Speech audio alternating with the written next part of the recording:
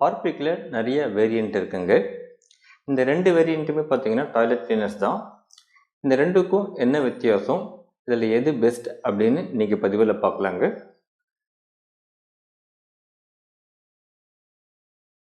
இது blue colour Harpic. இதில் இருக்கிற ஆக்டிவ் இன்க்ரீடியன்ட் ஹைட்ரோக்ளோரிக் ஆசிட். அதை அவங்க லேபிள்லேயே மென்ஷன் பண்ணியிருப்பாங்க. இன்னும் சில எக்ஸ்ட்ரா மெட்டீரியல்ஸ் ஆட் பண்ணியிருப்பாங்க. செட்டிமோனியம் குளோரைடு சில வேரியண்ட்டில் ஆட் பண்ணியிருப்பாங்க. அது வந்து ஒரு சர்ஃபாக்டன்ட் கிளீனிங் பர்ஃபார்மன்ஸ்க்காக. எக்ஸ்ட்ரா ஒரு ஆன்டி ஆக்சிடென்ட் பியூட்டிலேட்டட் ஹைட்ராக்சிடோலுவின் ஆட் பண்ணியிருப்பாங்க. ரொம்ப கொஞ்சமான அளவு தான். அடுத்து கொஞ்சமாக அந்த கேம்பர் ஸ்மெல் வரதுக்காக மீத்தைல் சாலிசிலேட் ஆட் பண்ணியிருப்பாங்க. அவ்வளோதாங்க இதனோட கெமிக்கல் கம்போசிஷன். இதனோட pH 1 இல்லைன்னா 2 தான் இருக்கும். இது ஒயிட் கலர் ஹார்பிக்குங்க. இதில் ஆக்டிவ் மெட்டீரியல்னு பார்த்தீங்கன்னா சோடியம் ஹைப்போக்ளோரைட், அதுக்கப்புறம் எக்ஸ்ட்ரா கிளீனிங் பர்ஃபார்மன்ஸ்க்காக lauryl amine oxide SLES add பண்ணியிருப்பாங்க. pH மெயின்டைன் பண்ணுறதுக்காக காஸ்டிக் சோடா ஆட் பண்ணியிருப்பாங்க. இதில் pH வந்து 8 மேலே தான் இருக்கணும். 8, 9, 10 தான் இருக்கணும். இந்த மெட்டீரியல்ஸோட நேம் வந்து பின்னாடி லேபிள்லேயும் இருக்கும், அங்கே அஃபிஷியல் வெப்சைட்லேயும் மென்ஷன் பண்ணியிருப்பாங்க.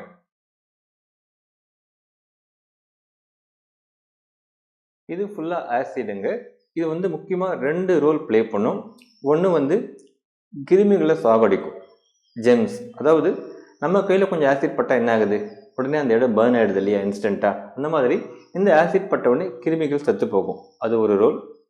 இன்னொரு ரோல் என்னென்னு பார்த்தீங்கன்னா மினரல் டெபாசிட்ஸை இது டிசால்வ் பண்ணிவிடும். அதாவது ரொம்ப நாளாக இந்த ஹார்பிக் பயன்படுத்தாத டாய்லெட்லாம் பார்த்தீங்கன்னா ஒரு எல்லோ கலர் ஸ்டெயின் இருக்கும், மினரல் டெபாசிட். அது ஏன் வருதுன்னா ஃப்ரெஷ் வாட்டரில் இருக்கிற சால்ட்டு தான் அந்த மினரல்ஸை டெபாசிட் ஆகுது, எல்லோ கலர் ஸ்டெயினாக டெபாசிட் ஆகுது. அந்த மினரல்ஸ் வந்து ஹார்பிக் ஆசிடில் கரையும். ஸோ இந்த 2 ரோல் என்னென்னு பார்த்தீங்கன்னா, ஒன்று கிருமிகளை சாகடிச்சிடும், ரெண்டாவது மினரல் டெபாசிட்ஸ் இல்லாமல் பார்த்துக்கும். ஸோ இதுதான் ஹார்பிக்கோட ரோல். ஒயிட் கலர் ஹார்பிக்கில் ஆக்டிவ் இன்க்ரீடியன்ட் சோடியம் ஹைப்போக்ளோரைட். இது வந்து ஒரு பவர்ஃபுல்லான கிருமி நாசினிங்க, டிஸ்இன்ஃபெக்டன்ட். அது இல்லாமல் நம்ம இதில் SLES லாரல் அமீன் ஆக்சைடும் இருக்குது. அதனால் இது வந்து ஒரு கிளீனிங் பர்ஃபார்மன்ஸை, டாய்லெட் பவுலோட கிளீனிங் பர்ஃபார்மன்ஸை அதிகப்படுத்தும். இன்னொரு முக்கியமான விஷயம் என்னென்னா, இந்த சோடியம் ஹைப்போக்ளோரைட் பவர்ஃபுல்லான டிஸ்இன்ஃபெக்டன்ட் மட்டும் கிடையாது, இது வந்து ஒரு ப்ளீச்சிங் ஏஜென்ட், ஒயிட்டனிங் எஃபெக்ட் கொடுக்கும். ஸோ டாய்லெட் பவுல் வந்து ஒரு எக்ஸ்ட்ரா பிரைட்னஸாக, எக்ஸ்ட்ரா ஒயிட்னஸாக, ஒரு ஷைனிங் லுக்கோடு இருக்கும். ஸோ அதுக்கு வந்து இது ரொம்ப யூஸ்ஃபுல்லாக இருக்கும்.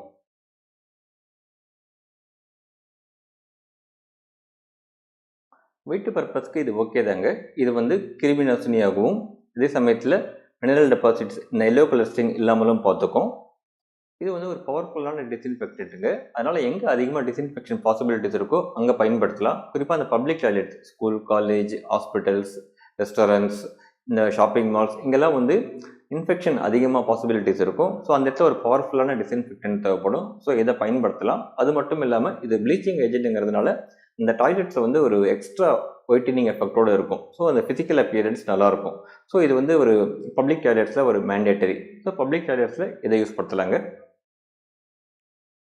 எனிஹோ இது வந்து நம்ம புரிதல் தான். நம்ம வீட்டு பர்பஸ் போயிருந்தாலும் இதை பயன்படுத்தலாம். நம்மளுக்கு டிஸ்இன்ஃபெக்ஷன் நல்லா இருக்கணும், அதே சமயத்தில் ஒரு டாய்லெட் போல் ஒரு எக்ஸ்ட்ரா ஒயிட்டனிங்கோடு இருக்கணும்னு நினச்சோம்னா இதை பயன்படுத்தலாம்.